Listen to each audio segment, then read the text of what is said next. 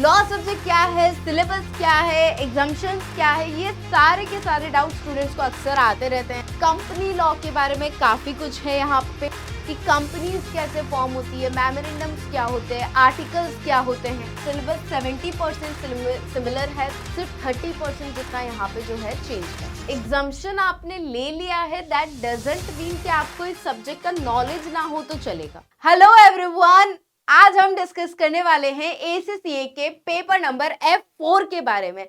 सुना तो होगा आपने लॉ सब्जेक्ट के बारे में। लॉ सब्जेक्ट क्या है, सिलेबस क्या है, एग्जाम्शंस क्या है, ये सारे के सारे डाउट स्टूडेंट्स को अक्सर आते रहते हैं। मैम हम कौन सा वर्जन चूज करें, मैम हम एग्जाम्शंस ले कि नहीं, ये सारे सवालों के जवाब देने वाली हूँ मैं आज आपको इस वीडियो में। तो बच्चों, सबसे पहले हम सिलेबस की बात करते हैं।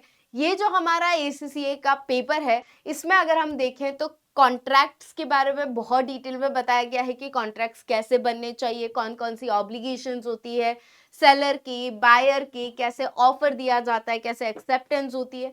इसके अलावा कंपनी लॉ के बारे में काफी कुछ है यहाँ पे कि कंपनीज कैसे फॉर्म होती है, मेमोरेंडम्स क्या होते हैं, आर्टिकल्स क्या होते हैं, पार्टनरशिप्स के बारे में है, LLPs के बारे में है, फ्रॉड के बारे में है।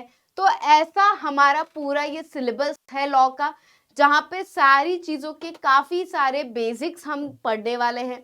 अब इसमें हमारे पास दो वर्जन्स होते हैं जहाँ पे बच्चे कंफ्यूज होते हैं। एक होता है ग्लोबल वेरिएंट एंड दूसरा होता है इंग्लिश वेरिएंट। ठीक है, अब ये दो वर्जन में स्टूडेंट्स को ये लगता है कि हम कौन सा वर्जन पढ़ें और दोनों में फर्क क्या है। तो अगर मैं बोलूं तो यहाँ पे 60 to 70% सिलेबस सेम है, सिर्फ 30% सिलेबस ऐसा है जो इंग्लिश और ग्लोबल वेरिएंट में अलग अलग है। ठीक है, अब इंग्लिश वेरिएंट जो स्पेसिफिकली है वो यूके के लॉ को कवर करता है और ग्लोबल वेरिएंट जो है वो ग्लोबल रेगुलेशंस को कवर करता है।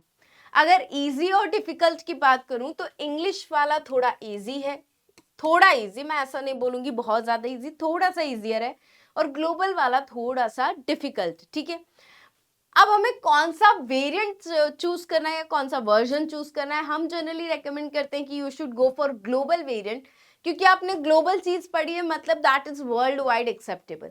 पर फिर से बता देती हूँ, सिलेबस 70% सिमिलर है, सिर्फ 30% जितना यहाँ पे जो है चेंज है। ठीक है, अब मैं बात करती हूँ एग्जाम्शन की। जिन बच्चों का ग्रेजुएशन हो चुका है उन लोगों को ये पेपर एग्जम्प्ट भी होता है। हमें पता है 5 papers are exempted for the students जिनका BCom हो चुका है, ग्रेजुएशन हो चुका है, या जो लोग परस्यू कर रहे हैं उनको भी एग्जम्पशंस मिलते हैं। हमें एग्जम्पशन लेना चाहिए कि नहीं लेना चाहिए, दैट इज द क्वेश्चन। अगर हम एग्जम्पशन लेते हैं तो हमारा टाइम सेव हो जाता है। ठीक है, और एक और चीज मैं बोलना चाहूंगी, थोड़ा स्ट्रेस कम रहता है कि चलो एक पेपर हमको कम देना है।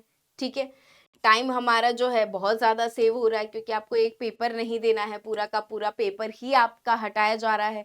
So you will get the exemption, then that is beneficial for you कि अल्टीमेटली आपके 13 में से पेपर एक रिड्यूस हो रहा है, तो एग्जाम्शन ले लेना चाहिए। बट एग्जाम्शन की एक कंडीशन है, वो कंडीशन कहीं लिखी हुई नहीं है।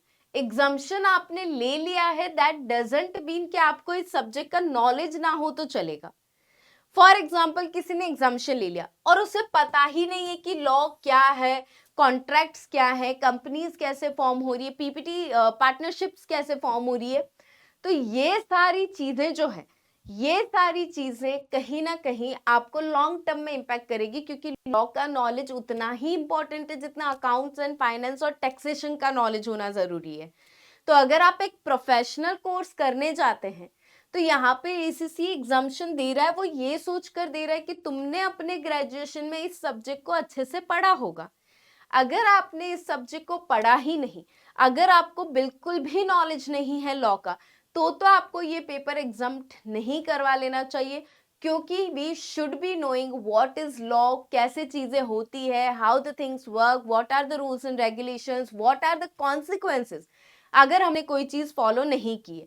तो बच्चों, मैं आपको दोनों साइड बता रही हूँ। मैं आपको ये भी बता रही हूँ कि हाँ, एग्जाम्शन काफी ज्यादा फायदेमंद है, थोड़ा फी होता है वो आपको पे करके आप अपना टाइम बचा सकते हो, स्ट्रेस रिड्यूस कर सकते हो, पेपर कम कर सकते हो। But ultimate thing is that knowledge is important. अगर आपको उस सब्जेक्ट का नॉलेज नहीं है, then it is going to create problem for you. So make sure आप वो सब्जेक्ट जरूर पढ़े, चाहे आप उसका एग्जामिशन ले लें।